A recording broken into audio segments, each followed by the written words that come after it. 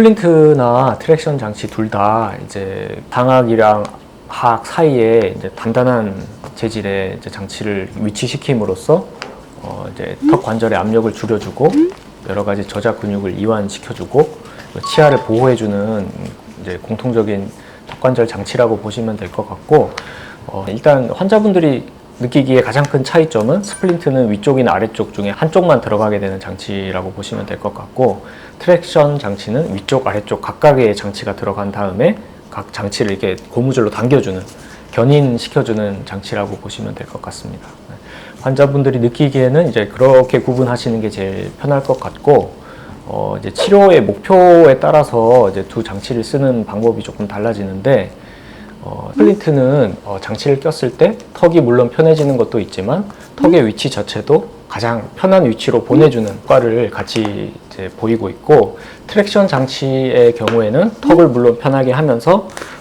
오히려 치아 교합을 좀 더 이제 안정된 위치로 유도를 하면서 턱의 위치는 치아의 위치에 맞게끔 적응시키는 그런 장치라고 이제 보실 수 있겠고, 그래서 두 개의 어떤 원리가 조금은 다르기 때문에 환자분의 상태에 대해서 어떤 치료 방향으로 갈 것인가에 따라서 두 장치의 이제 사용 결정 방법이 이제 정해질 것 같습니다. 그런 부작용이 있을 수는 있는데, 사실은 그거를 미리 예견하고 있다고 하면 부작용은 아닐 것 같고, 치료 방향에 따라서 어떻게 보면 치료되는 단계로 보시면 될 것 같거든요. 아까 말씀드렸듯이 이제 스플린트 장치는 턱에 이제 압력을 줄여주면서 턱을 안정된 위치로 보내는 장치이기 때문에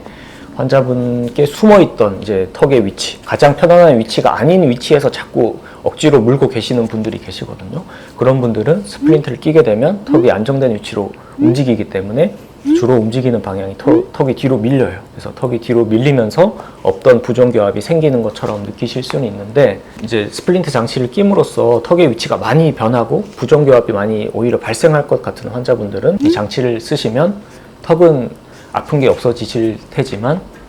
턱의 위치가 바뀔 거기 때문에 이제 턱의 위치가 달라지는 것 같이 느끼실 수 있다. 하지만 이제 그거는 교정으로 나중에 치료할 수 있다. 이렇게 말씀을 드리고 있습니다.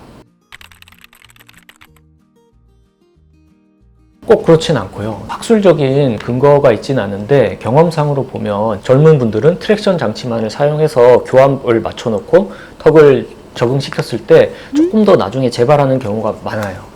그래서 젊으신 분들은 조금 더 원칙적인 치료, 그러니까 말씀드렸듯이 턱을 안정된 위치로 보내놓고 교정으로 완전히 적응시키는 거를 이제 권유드리는 편이 있고, 어르신분들,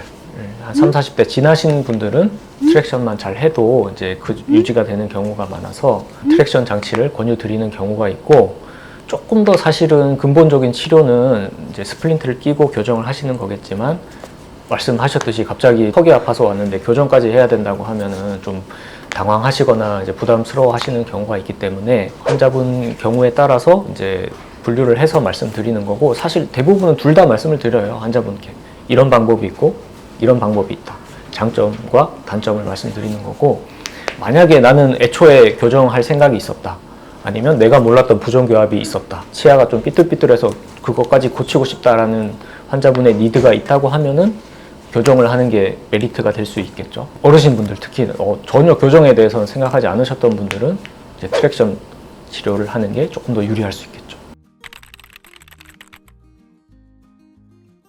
환자분들이 턱이 이제 안 좋아서 턱관절 질환 때문에 턱의 위치가 바뀌었는데, 환자분은 원래 물고 있던 그 위치를 계속 기억해서 억지로 턱을 앞으로 내밀어서 물고 계신단 말이죠. 이제 그런 분들이 스플린트를 끼게 되면 턱이 틀어지거나 뒤로 들어가면서 한쪽만 닿거나, 양쪽이 이제 다 골관절염이 있는 경우에는 앞니가 떠버리는 경우, 맨 뒤쪽 어금니만 닿고 앞니가 떠버리는 개방교합이 생기는 경우도 있는데, 그것은 이제 치료의 과정으로서 미리 설명된 부분이라고 하면은 치료 과정 중에 하나라고 보실 수 있겠고, 만약에 그걸 예상하지 못했는데 그런 증상들이 생겼다고 하면은 다시 트랙션 장치로 바꿔서 예전 교합을 찾아가는 그런 방법도 이제 치료 방법이 될 수 있겠습니다. 이건 워낙 이제 천차만별이긴 한데, 가장 중요한 요소는 환자분들이 이제 밤에 이를 갈거나 이를 꽉 물게 되는 정도에 따라서 이제 플라스틱 재료가 이제 마모되는 정도가 다 다르기 때문에 아주 심하신 분들은 한 1년 내에 교체하게 되는 경우도 있는데 흔하지는 않은 것 같고요. 일반적인 경우에는 한 2에서 3년 정도는 이제 쓰시는 거를 목표로 하고 2, 3년 정도 쓰시면은 이제 장치가 좀 마모되거나 장치가 좀 헐거워지는 경우가 있어요. 이제 그러면은 장치를 수정하거나 조금 덧대서 한 2, 3년 정도 사용하시게 되고, 그래서 총 한 번 만들게 되면은 한 5년 정도는 사용하시는 것을 목표로 하고 있습니다.